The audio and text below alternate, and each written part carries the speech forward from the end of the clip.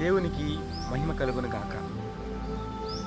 పరిశుద్ధ గ్రంథము విత్తుట గురించి, కోయుట గురించి అనేక సార్లు మనతో చెప్తూనే ఉంటుంది.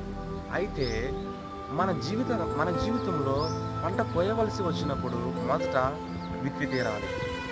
మానవుని జీవిత కాలంలో ప్రతి కార్యమునందును విత్తుటను, కోయుటను చేయుచున్నాడు.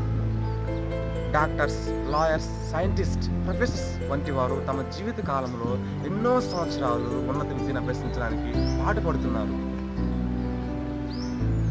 అయితే వీరి జ్ఞానాన్ని సంపాదించాలంటే మొదట ప్రయత్నాన్ని విత్తి తీరాలి. ఖచ్చితంగా ప్రయత్నాన్ని విత్తి తీరాలి.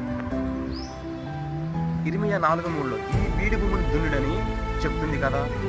అలాగే కీర్తనలు 126:6 పిడికిడి విత్తనం చేత పట్టుకుని ఏడ్చుచు విత్తువాడు సంతోష గానములు చేయుచు మనమును మోసుకుని వచ్చాడని బైబిల్ చెప్తుంది.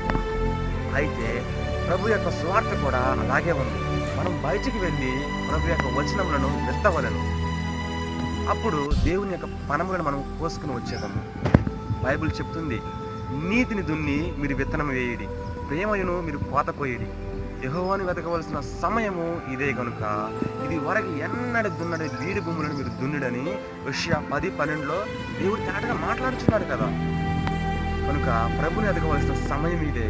ఈ రోజుల్లో అనేక మంది జీవితాలు శిథిలమైపోతున్నాయి. ఎందుకంటే వారి జీవితంలో సమాధానం లేదు. వారి జీవితం కట్టుకోలేకపోతున్నారు. కారణం ప్రభుని వెతకలేకపోతున్నారు. మీరు విత్తిన ఎడల తప్పక పంట కోయవలసి ఉంటుంది.